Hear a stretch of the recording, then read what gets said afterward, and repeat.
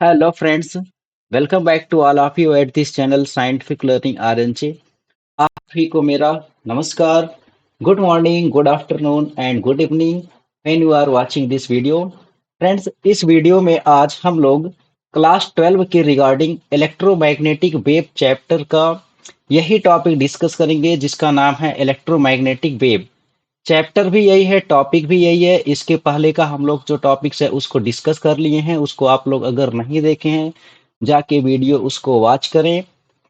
और बाकी आज हम लोग इलेक्ट्रोमैग्नेटिक वेव्स क्या है, ये कैसे फॉर्म होती है, इसकी प्रॉपर्टी क्या है, इलेक्ट्रोमैग्नेटिक स्पेक्ट्रम क्या होता है, इस स्पेक्ट्रम में कौन सी रेज कौन से रेडिएशन होते हैं, इन सभी को हम लोग डिस्कस करेंगे। ठीक है, तो बिना किसी डिले के जो है स्टार्ट करते हैं। और अगर आप भी जो है इस चैनल पर नए हैं तो नोटिफिकेशन पहले पाने के लिए जो है चैनल को सब्सक्राइब जरूर कर लें। ठीक है, बिकॉज यहाँ पर 9th 10th 11th 12th सभी वीडियो अपलोड की जाती है। तो आप जिस क्लास की रिगार्डिंग है वो वीडियो आपको पहले मिल जाए, उसका नोटिफिकेशन जो है ऑन कर लें। ठीक है, तो इसको शुरू किया जाए।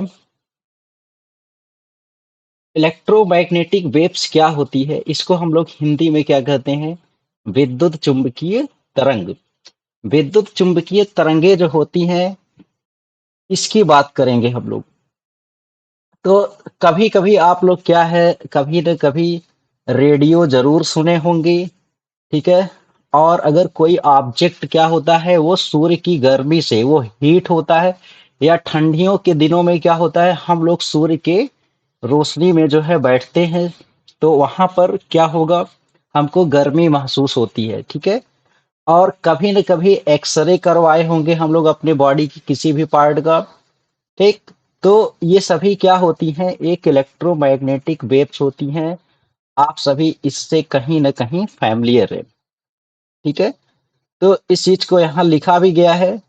If you have ever tuned in to listen to a radio spoken on the handphone, turn on a light, had an X-ray taken, felt the warmth of sun on your skin।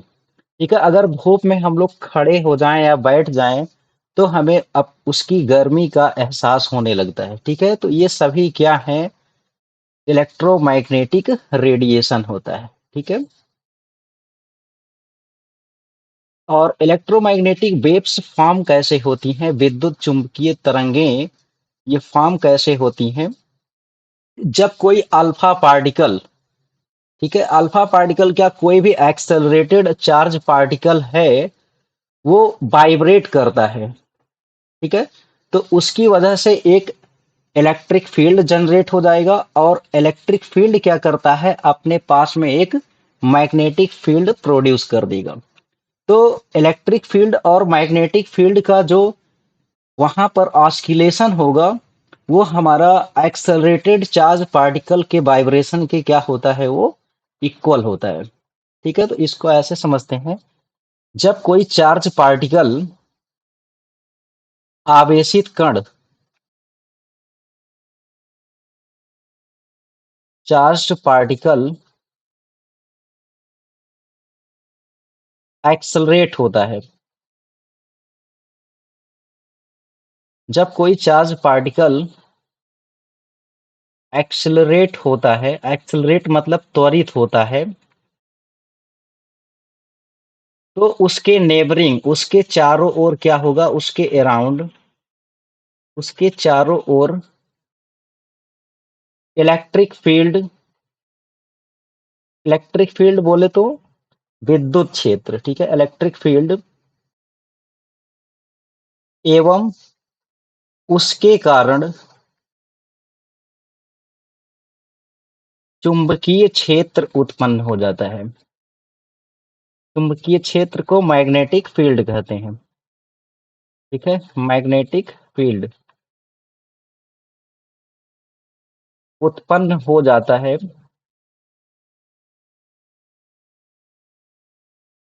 जिससे एक wave, एक wave क्या हो जाती है, form हो जाती है।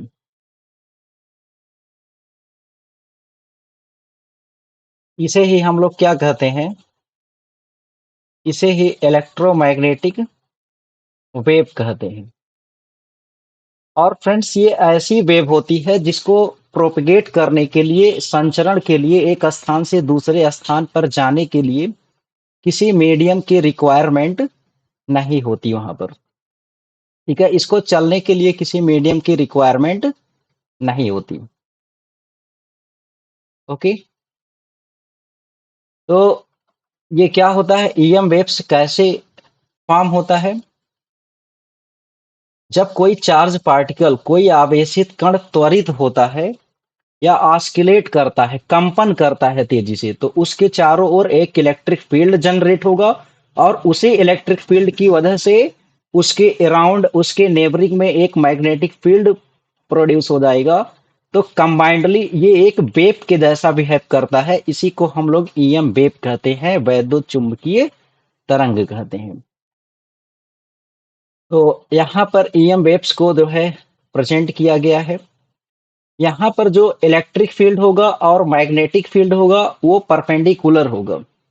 ये आवेद ऑलवेज क्या करेंगे, ऐसे कपलिंग करते हुए चलेंगे, किसी भी टाइम पर, किसी भी पोजीशन पर इलेक्ट्रिक फील्ड और मैग्नेटिक फील्ड 90 डिग्री के एंगल पर होते हैं। ठीक है, और यहाँ पर लिखा गया है प्रोड्यूस्ड बाय साइमल्टेनियस वाइब्रेशन। ठीक है, तो ये वाइब्रेशन होता है, कंपन होता है, उससे हमारा एक इलेक्ट्रिक फील्ड जनरेट हो जाएगा और एक मैग्नेटिक फील्ड। इलेक्ट्रिक फील्ड को क्या कहते हैं, वैद्युत क्षेत्र। और मैग्नेटिक फील्ड क्या होता है, ये चुंबकीय क्षेत्र। ठीक है, तो कोई आवेशित कण या चार्ज पार्टिकल जब वाइब्रेट करे, ऑस्किलेट करे, तो उसके अराउंड इलेक्ट्रिक फील्ड और मैग्नेटिक फील्ड प्रोड्यूस हो जाता है, जिससे कि एक वेव बन जाएगा।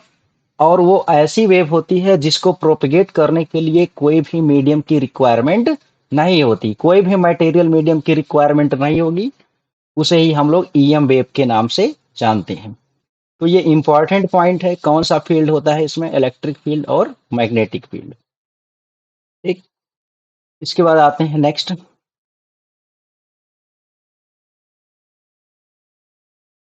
इसके प्रॉपर्टी पर, इसका क्या गुण है, इसकी विशेषताएं क्या है। ठीक है, जो ईएम वेव्स होता है, इसकी विशेषताएं, ठीक है, इसका बिहेवियर कैसा होता है। तो कोई भी ईएम वेव्स है अगर, वो अनुप्रस्थ तरंगे होती हैं। अनुप्रस्थ तरंगे मतलब तरंगे दो प्रकार की होती हैं। Basically mechanical waves two types का होता है। एक लॉन्गिट्यूडनल वेव होता है, उसको हम लोग हिंदी में अनुदैर्घ्य तरंगे कहते हैं। और सेकंड ट्रांसवर्स वेव होता है, जिसे हम लोग अनुप्रस्थ तरंगे कहते हैं। तो all electromagnetic waves are transverse wave. Transverse means अनुदैर्घ्य, ये यहाँ पर अनुप्रस्थ होगा, अनुप्रस्थ। ठीक, सभी विद्युत चुंबकीय तरंगें क्या होती हैं, अनुप्रस्थ तरंगें होती हैं। और अनुप्रस्थ तरंगों में क्या होता है, यहाँ पर अनुप्रस्थ तरंगों इस टाइप से चलती हैं, और इसमें जो है क्रेस्ट होता है और ट्रफ होता है। ठीक है, क्रेस्ट और ट्रफ का मतलब यहाँ पर जहां वेव ये हाईएस्ट मैक्सिमम एम्पलीट्यूड पर होगा, ठीक है, जहां पर ये उठा होगा, उसी को बोल दिया जाता है क्रेस्ट। और जहां पर ये धंसा होता है इस टाइप से, ठीक है, इसको, या वैली जैसा शेप बना होता है, उसको हम लोग क्या कहते हैं, ट्रफ बोलते हैं। और अनुदैर्घ्य तरंगों के केस में हमारा संपीड़न विरलन होता है। ऐसे, जैसे सिंपल इसको ऐसे समझ लें, जैसे अगर यहाँ पर क्या हो, एक कोई पॉन्ड है, ठीक है, इसमें वाटर फिल है। अगर इसमें क्या किया जाए, बाहर से कोई, यहाँ पर कोई बच्चा है, ये इसमें एक पत्थर फेंक देता है। ठीक, जब पत्थर फेंकेगा तो इसके अराउंड क्या हो जाता है, एक डिस्टरबेंस, एक विक्षोभ उत्पन्न हो जाएगा। तो वहां पर क्या होगा, अगर कोई बॉल अगर उसमें फेंकता है, जैसे पत्थर फेंका, तो एक डिस्टरबेंस प्रोड्यूस हो गया। अगर वहां का पानी देखेंगे तो ये क्या करता है, ऐसे ऐसे वो वेव फॉर्म हो जाता है। तो उसमें अगर कोई भी हल्का ऑब्जेक्ट अगर रख दिया जाए, जैसे कोई प्लास्टिक की बॉल है, तो अपने ही जगह पर ये क्या होती है, ऊपर नीचे होती रहती है। तो उस टाइप के वेव को हम लोग क्या कहते हैं, जो अपने ही जगह पर होता है, ऊपर नीचे वाइब्रेट करे, उसको अनुप्रस्थ तरंगे कहते हैं। और जो यहाँ से क्या करता है, एंड तक इसका वाइब्रेशन पहुंच जाता है, यहाँ से डिस्टरबेंस क्या होता है, ये लहरें जो उत्पन्न होती हैं किनारे तक पहुंच जाती हैं, उसको हम लोग अनुदैर्घ्य तरंगे कहते हैं। ठीक है, तो ये सिंपल केस जो है समझा जा सकता है। इसके बाद आते हैं नेक्स्ट प्रॉपर्टी में। ये तरंगे किसी मीडियम की रिक्वायरमेंट नहीं करती, they do not require any medium to travel through one place to another place. ठीक है, यहाँ पर जो ये तरंग होती है, इसे किसी भी माध्यम, मीडियम मतलब क्या होता है, किसी भी माध्यम की आवश्यकता नहीं होती है। ठीक है, क्योंकि ये रेडिएशन है और इसमें किसी भी माध्यम की जरूरत नहीं पड़ेगी। और ये स्पीड ऑफ लाइट से ट्रेवल करती हैं 3 × 10⁸ मीटर पर सेकेंड। और वैक्यूम में मतलब जहां पर एयर नहीं है, वायु प्रेजेंस नहीं है, वैक्यूम मतलब निर्वात होता है। ठीक, तो निर्वात में जो इनकी चाल होती है 3 × 10⁸ मीटर पर सेकेंड या 300 मिलियन मीटर पर सेकेंड होता है। जैसे कि सूर्य है, सूर्य का प्रकाश यहाँ अर्थ तक आता है, ये जो रेडिएशन है ये भी एक ईएम वेव होता है। और इसके बीच में स्पेस पड़ता है जहां पर कोई मीडियम प्रेजेंट नहीं है, बावजूद इसके प्रकाश लाइट यहाँ पर अर्थ तक पहुंच जाता है। इसका मतलब इसको कोई भी मीडियम, कोई भी रिक्वायरमेंट नहीं करता, किसी भी मीडियम का, कोई भी मटेरियल मीडियम इसको जरूरत नहीं होती है। यहाँ पर शो किया गया है रेडिएशन सन का जो है यहाँ पर चला आया है अर्थ सरफेस तक। ठीक है, इसके बाद next property, they can all be reflected और रिफ्रैक्टेड। मतलब इसमें जो है परावर्तन भी हो सकता है और अपवर्तन भी हो सकता है। ठीक, तो ये परावर्तन और अपवर्तन दोनों कर सकती हैं। ये तरंगे क्या हो सकती हैं, परावर्तित और अपवर्तित दोनों हो सकती हैं। यहाँ पर ये शो किया गया है, कोई रे यहाँ पर ईएम वेव आई, आफ्टर रिफ्लेक्शन ये क्या हो गया, बाउंस बैक हो गया। ठीक है, और यहाँ पर कोई रिफ्रैक्टिंग मीडियम था, ये यहाँ पर इसको रिफ्रैक्ट करके दूसरे मीडियम में चली गई। ठीक है, ये कौन सा फेनोमेना हो रहा है यहाँ पर, ये रिफ्रैक्शन हो रहा है यहाँ पे, अपवर्तन। और यहाँ पर क्या हो रहा है, परावर्तन। परावर्तन मतलब रिफ्लेक्शन। इसके बाद नेक्स्ट है, दे कैन बी इमिटेड और एब्जॉर्ब्ड बाई मैटर। ठीक, ये मैटर, ये पदार्थों के द्वारा क्या कर सकती हैं, ये एब्जॉर्ब कर ली जाती हैं या तो उससे उत्सर्जित कर ली जाएंगी। जैसे मान लो कहीं पर लाइव टेलीकास्ट दिखाया जा रहा है, कहीं पर आईपीएल मैच हो रहा है, वहां का हमको लाइव प्रसारण जो है दिखाना है टेलीविजन पर। तो यहाँ की जो रेडिएशन है, यहाँ पर हम लोग क्या करेंगे, जो तरंगे हैं उसको सुपर इम्पोज करके क्या कर दिया जाता है, ऊपर सैटेलाइट के थ्रू क्या करते हैं, उसको भेजते हैं। और ये टावर्स हो गए या कोई भी चीज होता है उसमें आके ये टकराता है। जैसे यहाँ पर शो भी किया गया है, टावर से रेडिएशन हो रहा है, यहाँ पर माइक्रोवेव यहाँ पर लगा हुआ है। ठीक, और हीट रेडिएशन में भी प्रोड्यूस होता है। और इंफ्रारेड बेसिकली यहाँ पर यूज होता है, जैसे रिमोट वगैरह में भी यूज कर लेते हैं हम लोग। ठीक, और ये सैटेलाइट है, यहाँ से क्या हो रहा है, ये जब कोई भी रेडिएशन यहाँ पर गया सैटेलाइट से टकरा के वापस ये क्या हो रहा है, ये पहुंच रहा है यहाँ। ठीक, मतलब इमिट भी जहां जरूरत पड़ती है, जैसे उसको हम लोग क्या करते हैं, बाहर भी भेज सकते हैं, रेडिएट कर सकते हैं और एब्जॉर्ब भी कर सकते हैं। जैसे सिंपली जहां पर क्रिकेट हो रहा था उसका लाइव टेलीकास्ट दिखाना है, तो वहां से तरंगों को पहले क्या करेंगे हम लोग, इमिट करेंगे सैटेलाइट पर। और इसके बाद वो वहां से एब्जॉर्ब जाएगा, वहां से टकराएगा, फिर वो रिफ्लेक्ट होके कहाँ पे आता है, वो रिसीवर जो हम लोग लगाते हैं, रिसीवर क्या करता है, उसको एब्जॉर्ब कर लेगा।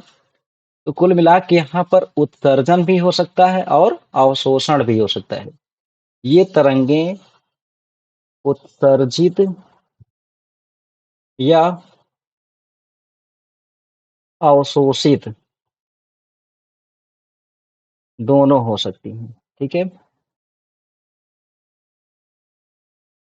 इसके बाद नेक्स्ट प्रॉपर्टी, इन तरंगों में ये इक्वेशन फॉलो होता है, v equal to n lambda. यहाँ पर एन क्या होता है, फ्रीक्वेंसी होता है। फ्रीक्वेंसी को बोलते हैं हम लोग आवृत्ति।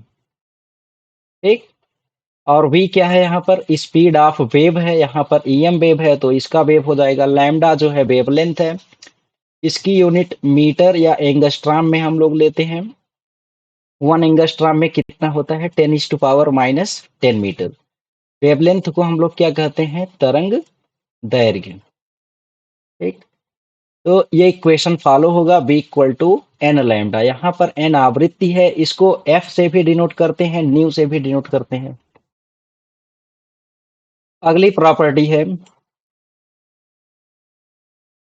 कि जब ये EM वेव्स एक मीडियम से दूसरे मीडियम में जाती है तो इसकी फ्रीक्वेंसी कभी चेंज नहीं होगी। जैसे यहाँ पर अपवर्तन का केस था, इस वाले में यहाँ पर एक मीडियम से दूसरे मीडियम में जा रहा है तो इसका स्पीड चेंज हो जाएगा, वेवलेंथ चेंज हो जाएगा। ठीक। बट इसका फ्रीक्वेंसी कभी चेंज नहीं होगा। ठीक है। Frequency of EM wave can not be change when it is going from one medium to another medium, but its speed and wavelength becomes changed. Okay, they carry energy from one place to another place. ठीक है। ये energy को क्या करता है, एक स्थान से दूसरे स्थान तक लेके जाता है। जैसे जो सन के पास जो एनर्जी थी, वो कहाँ पे, हर जगह वो क्या हो रही है, वो फैल रही है। ठीक है। तो यहाँ अर्थ पर भी हमको क्या होता है, एनर्जी मिलती है। तो वो वहां सन से यहाँ पर अर्थ सरफेस पर पहुंच गया। EM वेव्स रेडिएशन के थ्रू जो है एनर्जी ट्रांसफर होता है। और हम लोग को पता भी होना चाहिए कि जो हीट ट्रांसफर का 3 मेथड होता है। हीट ट्रांसफर में 3 मेथड हम लोग जानते हैं, चालन, संवहन और विकिरण। ठीक है। चालन को क्या बोला जाता है, कंडक्शन, कंडक्शन मेथड होता है। और एक होता है कन्वेक्शन। और जो तीसरा वाला है रेडिएशन। इन तीनों में सबसे फास्ट ट्रांसफर किस में होता है, थर्ड वाले में, रेडिएशन में होता है। जो विकिरण विधि है, इस मेथड द्वारा एनर्जी ट्रांसफर एक प्लेस से दूसरे प्लेस तक बहुत ही तेजी से होता है। ठीक है। सबसे तेज यही है। इसके बाद नेक्स्ट है, इसका ओवरव्यू देख लेते हैं। कोई भी वेव है वो दो टाइप का होता है, जैसे कि मैंने बताया। एक ये है लॉन्गिट्यूडनल वेव, इसको कहा जाता है अनुदैर्घ्य, अनुदैर्घ्य तरंग। और दूसरा होता है ट्रांसवर्स, इसको कहते हैं अनुप्रस्थ तरंग। अगर माध्यम के कण अपने ही स्थान पर उनके कंपन करने की जो दिशा है वो संचरण के लंबवत हो रही है तो उसको अनुप्रस्थ तरंग कहेंगे। और अगर कंपन करने की दिशा संचरण की ओर है तो उसको अनुदैर्घ्य तरंगे कहते हैं। अनुदैर्घ्य में हमारा संपीड़न और विरलन होता है। इस संपीड़न विरलन जिसको हम लोग क्या कहते हैं, कॉम्पैक्शन, कंप्रेशन और रेयरफैक्शन होता है उसमें। और ट्रांसवर्स में क्या होता है, क्रेस्ट और ट्रफ फॉर्म होता है। अनुदैर्घ्य तरंगों का जो एग्जाम्पल है वो साउंड वेव होता है। जैसे ध्वनि, हम अगर एक यहाँ पर बोल रहे हैं तो ये ध्वनि क्या होती है, ये एक सीधी रेखा में चलती है। अनुदैर्घ्य तरंगे ये फॉर्म करती है। और जो अनुप्रस्थ तरंगे हैं उसका एक एग्जाम्पल जो हम लोग अभी देखे प्रॉपर्टी में, इलेक्ट्रोमैग्नेटिक वेव्स है, विद्युत चुंबकीय तरंग है। और ये 7 टाइप का होता है। कितना, 7 टाइप का इसमें रेडिएशन है स्पेक्ट्रम में। पहला रेडियो वेव्स है, रेडियो तरंगे। दूसरा माइक्रोवेव, इसको हम लोग सूक्ष्म तरंगे कहते हैं। थर्ड इंफ्रारेड, इसको अवरक्त तरंगे कहते हैं। फोर्थ है लाइट, जिसको हम लोग प्रकाश या दृश्य प्रकाश कहते हैं। और इसी के प्रेजेंस में हमको वस्तुएं क्या होती हैं, दिखाई देती हैं। और हम लोग इस अच्छे प्लेसेस को भी, जो नए नए प्लेसेस हैं वहां को भी देख सकते हैं, कोई भी नया दृश्य देख सकते हैं, कोई भी चीज जो है देखकर हम उसका आनंद ले सकते हैं, है ना। तो अल्ट्रावायलेट रे क्या होता है, पराबैंगनी किरणें होती हैं ये। और एक्सरे से हम लोग वाकिफ हैं। एक्सरे क्या होता है, जो एक्सरे मशीन में यूज किया जाता है, ये बहुत ही हाई फ्रीक्वेंसी की होती है और सबसे ज्यादा फ्रीक्वेंसी की गामा रेज होती है। अब इन सभी का वन बाय वन हम लोग को क्या करना है, एप्लीकेशन देख रहे हैं। एप्लीकेशन मतलब ये जैसे यूज किया जाएगा, कहाँ पर इसका यूज होता है। तो रेडिएशन को यहाँ बैंड के आधार पे स्पेक्ट्रम को बना दिया गया है। सबसे पहले क्या होगा, गामा रे, एक्स रे, ये जो है सीक्वेंस याद रखें, gamma X U V I M R. ठीक है, gamma X U V I M R. Gamma means हो जाएगा gamma rays, X ray, U means ultraviolet, V से विजिबल रेज, रेडिएशन, आई से इंफ्रारेड, एम से microwave, और last R से क्या होता है, रेडियो वेव्स। हम लोग गामा रेस का फ्रीक्वेंसी जो है सबसे अधिक पाते हैं। ठीक है, गामा रे ऐसी होती है जिनकी पेनिट्रेशन पावर, फ्रीक्वेंसी ये सबसे ज्यादा होती है। तो यहाँ पर लिखा गया है गामा रे की साइड फ्रीक्वेंसी हाईएस्ट है और रेडियो वेव्स के साइड क्या है, यहाँ पर फ्रीक्वेंसी लोवेस्ट है, आवृत्ति। तो फ्रीक्वेंसी क्या होता है, फ्रीक्वेंसी हमारा वेवलेंथ का रेसिप्रोकल होता है। तो अगर फ्रीक्वेंसी ज्यादा होगा यहाँ गामा रेज का, तो इसका वेवलेंथ क्या हो जाएगा, कम हो जाएगा। फ्रीक्वेंसी ज्यादा होगा तो वेवलेंथ कम हो जाएगा, इसीलिए यहाँ पर हाईएस्ट फ्रीक्वेंसी लिखा गया है। हाईएस्ट फ्रीक्वेंसी मतलब उच्चतम आवृत्ति होगी और न्यूनतम तरंग दैर्घ्य होगा। और रेडियो वेव्स का क्या हो जाएगा, तरंग दैर्घ्य हमारा उच्चतम हो जाएगा, उसकी फ्रीक्वेंसी आवृत्ति जो है न्यूनतम हो जाएगी। ठीक। अब पहला है गामा रेज। गामा रेस का फ्रीक्वेंसी ज्यादा होता है, इसका मतलब वेवलेंथ क्या हो जाएगा, इसका कम हो जाएगा। फ्रीक्वेंसी अगर ज्यादा है तो वेवलेंथ क्या हो जाएगी, कम हो जाएगी। तो इसको समझे यहाँ पर, gamma rays have the shortest wavelength.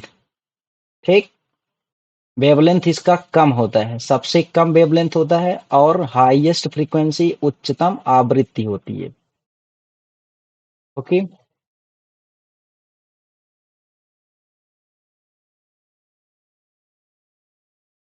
और ये प्रोड्यूस कैसे होता है, ये जनरेट जो उत्पन्न होगा जब न्यूक्लियस के एनर्जी लेवल में चेंज होता है। ठीक है, एनर्जी लेवल जब कभी चेंज होगा तो वहां से क्या होगा, सब्सटेंस में से गामा रेज प्रोड्यूस हो जाएगा।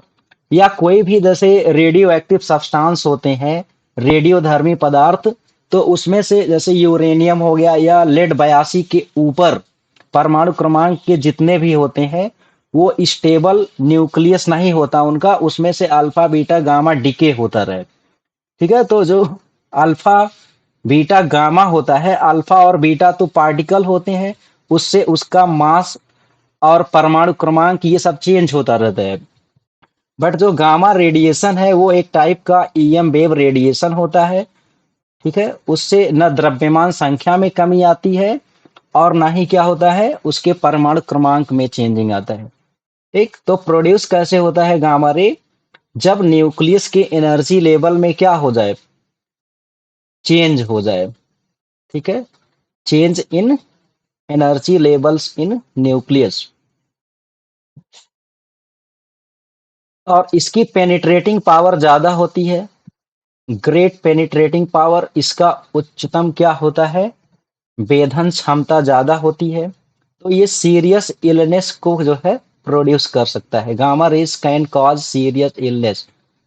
ठीक, इलनेस मतलब ये खतरनाक बीमारी जो है ये उत्पन्न कर सकता है। जैसे अगर कहीं पर हाइड्रोजन बम ब्लास्ट कर दिए तो वहां पर जो गामा रेडिएशन होगा ये ह्यूमन सिविलाइजेशन के लिए बहुत बड़ा खतरा क्रिएट कर सकता है, इसकी बात की जा रही है।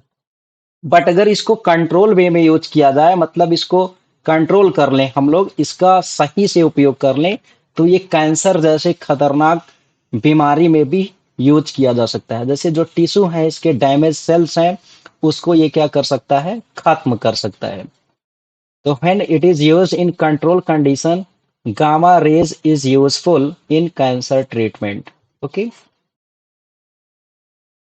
नेक्स्ट है एक्सरे। तो ये जो गामा ये रेस था, इसको खोजकर्ता जो इसके खोज किए थे वो बेकुरल किए थे। कौन किए थे? बेकुरल, हेनरी बेकुरल थे। उनको रेडियो एक्टिविटी का जो है फादर भी कहा जाता है, रेडियो सक्रियता का। इसके बाद एक्सरे जो है, एक्सरे क्या होती है, इसको प्रोफेसर रॉन्जन थे, उसको खोजे थे। एक्सरेज की भी पेनिट्रेटिंग पावर मैक्सिमम होती है, बट वो गामा रेज से कम होती है। ये दो टाइप की होती हैं, एक होती है सॉफ्ट एक्सरे,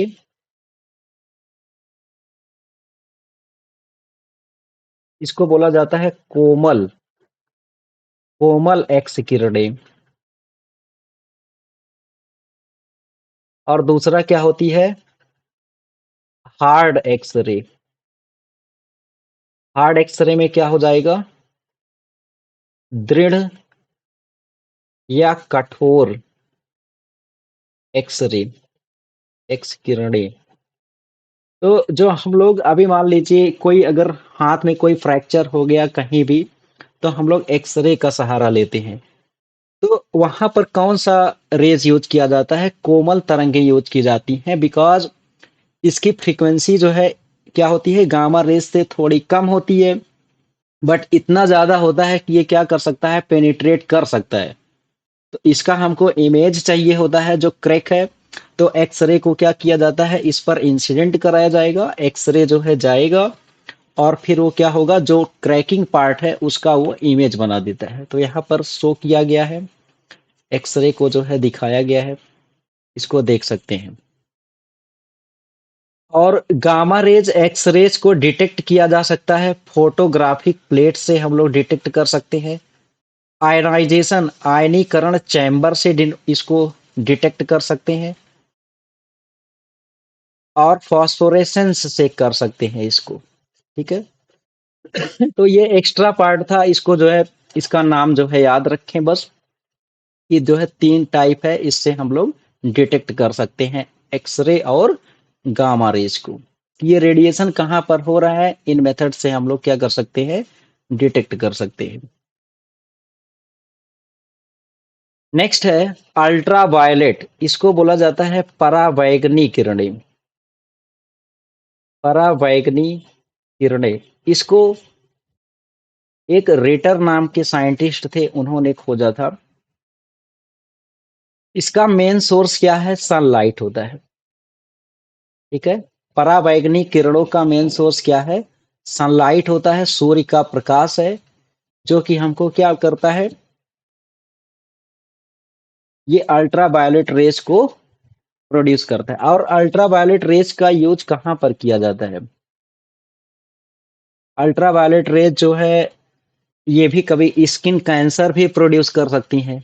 एक बट इनका अगर सही से यूज कर लिया जाए यूवी रेज का, तो ये वायरसेस को खत्म कर सकती हैं। जैसे फॉर एग्जांपल अगर यही कोरोना महामारी जब आई थी, तो इस समय हम लोग क्या करते थे, धूप में बैठने के लिए कहा जाता था, यहाँ तक कि कपड़े वगैरह को भी जो है धूप में रखने के लिए बोल दिया जाता था, ताकि उससे वायरस क्या हो जाए, खत्म हो जाए। ठीक। तो उससे क्या हो जाता है, इनको इनसे बचा जा सकता है, इनको कंट्रोल किया जा सकता है। Ultraviolet radiation is used in hospitals to sterilize the surgical instrument and operating theaters as it kills bacteria and viruses. Sterilise का मतलब उसको न्यूट्रल कर ली, जो सर्जिकल इंस्ट्रूमेंट होता है ऑपरेशन करने वाला, उसको जैसे ऑपरेशन करने के बाद फिर से उसको क्या करते हैं, अल्ट्रा वायलेट रेडिएशन में रखते हैं, ताकि उससे जो कोई भी चीज वहां पर अनवांटेड टिश्यू सेल्स ये सब अगर है, तो वो क्या हो जाए, डैमेज हो जाए, और बैक्टीरिया वायरसेस भी वहां पर खत्म हो जाए। ठीक है। तो अल्ट्रावायलेट रेडिएशन क्या करता है, ये बैक्टीरिया वायरस को भी फिनिश कर देता है। यहाँ पर ये है, ठीक। तो यहाँ पर कोई लेटा हुआ है, ये क्या है, यहाँ पर सन की रोशनी जब पड़ेगी तो इससे वायरस इसमें सब फिनिश हो जाएंगे। ठीक है। इसीलिए बोला भी जाता है ये अल्ट्रावायलेट रेडिएशन सुबह के टाइम में जो है बैठने के लिए कहा जाता है। ठीक, अगर ज्यादा सनलाइट हो गई है तो उस समय क्या होगा, उस सिचुएशन में ये नुकसानदायक भी होता है। ठीक है। स्किन कैंसर्स वगैरह बीमारी इसी से होती है। एक यहाँ पर सनलाइट जो है बहुत सी बीमारियां भी पैदा कर सकता है और उसको वायरसेस वगैरह को खत्म भी कर सकता है। तो इसका फायदा और नुकसान दोनों है। इसके बाद नेक्स्ट विजुअल लाइट की बात हो रही है। विजुअल लाइट मतलब दृश्य प्रकाश। इसके हेल्प से हम लोग क्या करते हैं, इस दुनिया को देख सकते हैं और कलरफुल वर्ल्ड का जो है आनंद ले सकते हैं। जैसे यहाँ पर रेनबो फॉर्मेशन हुआ है ना। यहाँ पर क्या हो रहा है, कुछ ब्लास्ट हुआ है यहाँ पर, उसको जो है देख सकते हैं। तो डिटेक्ट करते हैं हम लोग, क्या करते हैं, विजुअल रेडिएशन, विजुअल लाइट की हेल्प से हम लोग क्या करते हैं, किसी भी ऑब्जेक्ट को देख सकते हैं। और इसमें विजुअल लाइट में 7 कलर फॉर्मेशन होता है स्पेक्ट्रम में, जिसको न्यूटन ने बताया था। और वो क्या होता था, बिबग्योर। जो रेनबो फॉर्मेशन होता है उसमें क्या है, VIBGYOR, yellow, indigo, blue, green, yellow, orange और रेड। ये सब लाइट जो है यहाँ पर कलर फॉर्म होता है इसमें। तो यहाँ फायरवर्क्स की बात हो रही है, यहाँ देख लिए हम लोग। और ऑप्टिकल फाइबर में भी इसका यूज किया जाता है, बिकॉज ऑप्टिकल ऑप्टिकल फाइबर में, जिसको प्रकाशिक तंतु कहते हैं, इसका प्रयोग किया जाता है एनर्जी ट्रांसफर में। ठीक है। एक प्लेस से दूसरे प्लेस तक एनर्जी जो है ट्रांसफर कर देते हैं लाइट एनर्जी के फॉर्म में। इसके बाद है नेक्स्ट इंफ्रारेड रेडिएशन वेव, इसको कहते हैं हम लोग अवरक्त तरंगे। अवरक्त तरंगे क्या होती हैं,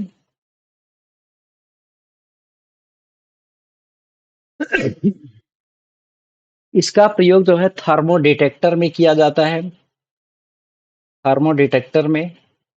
और रिमोट कंट्रोल होता है, उसमें जो लाइट जलती है वो भी क्या होता है, इंफ्रारेड रेडिएशन होता है।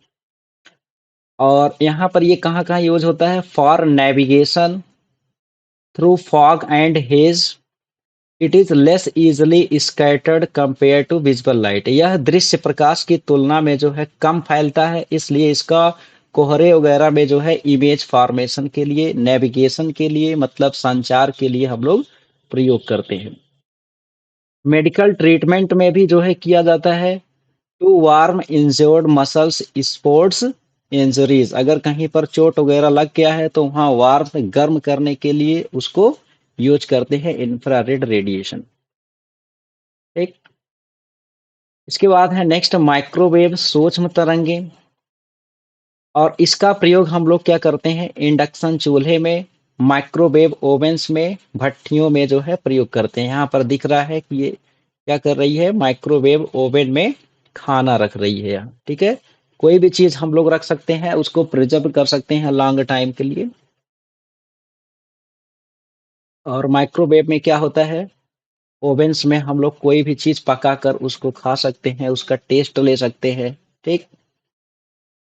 और water molecules in food absorb the energy from microwaves causing the food to get hot।